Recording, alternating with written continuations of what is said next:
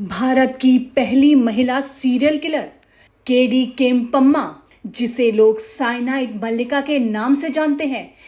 KD Kempamma एक ऐसी औरत जिसने अमीर बनने के लिए 13 से ज्यादा मासूम महिलाओं की जान ले ली। उसका तरीका बेहद खौफनाक था।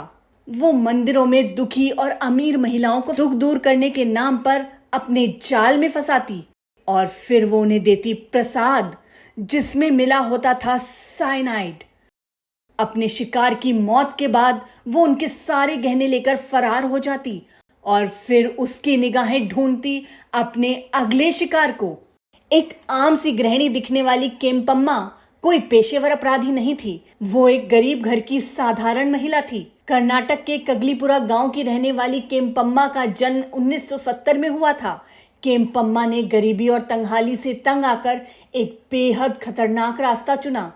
शादी के बाद केम्पम्मा आर्थिक तंगी और घरेलू झगड़ों से तंग थी। वो जल्द से जल्द अमीर बनना चाहती थी।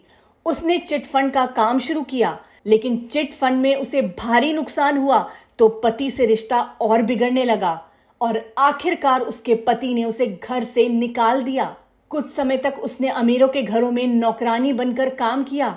अमीरों का रहन सहन देखकर उसका लालच और बढ़ गया और धीरे धीरे वो अपराध की दुनिया में उतर गई।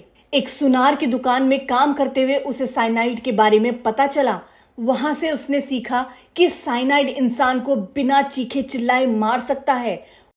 उसने सुनार की दुकान छोड़ी और फिर बना लिया साइनाइड को अपना हथियार और निशाने पर थी अमीर घरों की दुखी औरतें। केम्पम्मा खूनी साजिश के तहत मंदिरों में दुखी और अमीर महिलाओं पर अपनी नजर रखती। वो खुद को धार्मिक महिला दिखाती और उन महिलाओं से मेलजोल बढ़ाती। वो दुखियारी औरतों को भरोसे में लेकर कहती कि वो उनके सारे दुखों का अंत कर सकती है और इसके लिए वो कोई पैसे भी नहीं लेगी। वो उन्हें सज धज कर सारे गहने पहनकर अनुष्ठान के लिए बुलाती, सुनसान जगह पर ऐसे समय में जब वहां किसी का आना जाना ना हो। केम्पम्मा अनुष्ठान करने का ढोंग करती और जैसे ही महिला आंखें बंद करती थी, केम्पम्मा महिला को प्रसाद में साइनाइड मिलाकर खिला देती।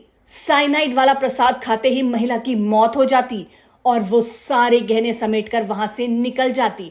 ये सिलसिला 1999 से शुरू हुआ और साल 2000 तक चला। एक साल में 5 महिलाओं की हत्याओं के बाद अचानक मर्डर होने रुक गए। पुलिस को शक ना हो इसलिए उसने बड़ी चतुराई से हत्याएं तो रोक दी, लेकिन वो अमीर घरों में जाकर काम करने लगी जहां पर वो मौका मिलते ही चोरी करती। लेकिन एक दिन वो चोरी करते हुए पकड़ी गई, जिसके बाद उसे जेल की हवा खानी पड़ी। ऐसे ही 7 सालों तक वो छोटे मोटे क्राइम करती रही ताकि अमीर महिलाओं की हत्या के केस में पुलिस का उस पर शक न जाए। लेकिन उसके अंदर पैसों का इतना लालच था कि वो एक बार फिर से अपने उसी खूनी अवतार में आ गई और फिर 2007 में वही तरीका फिर से दोहराया। केम्पम्मा ने एक अमीर महिला नागवेड़ी को अपना शिकार बनाया। नागवेड़ी को उसने अपना नाम जयम्मा बताया। नागवेड़ी को संतान प्राप्ति के लिए जयम्मा यानी केम्पम्मा ने अनुष्ठान के बहाने एक होटल में बुलाया और फिर साइनाइड वाला प्रसाद खिलाकर उसे उतार दिया मौत के घाट। केम्पम्मा नागवेड़ी के सारे पैसे और गहने लेकर फरार हो गई। होटल स्टाफ ने जब नागवेड़ी की लाश देखी तो तुरंत पुलिस को बुलाया गया। पोस्टमार्टम में पता चला मौत साइनाइड से हुई थी। होटल स्टाफ ने बताया कि एक जयम्मा नाम की महिला उससे मिलने आई थी। पुलिस ने जांच शुरू की और कड़ी दर कड़ी जुड़ती चली गई।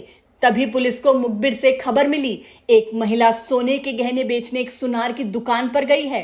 पुलिस ने तुरंत उस महिला को सुनार की दुकान से धर दबोचा। पहले तो केम्पम्मा कहानियां बनाने लगी, लेकिन फिर पुलिस की सख्त पूछताछ के बाद उसने पुलिस को बताया कि उसका असली नाम केडी केम्पम्मा है। केम्पम्मा ने पुलिस के आगे जब अपनी क्राइम कुंडली खोली कि कैसे उसने बेरहमी से महिलाओं को मौत के घाट उतारा है, तो पुलिस भी हैरान रह गई।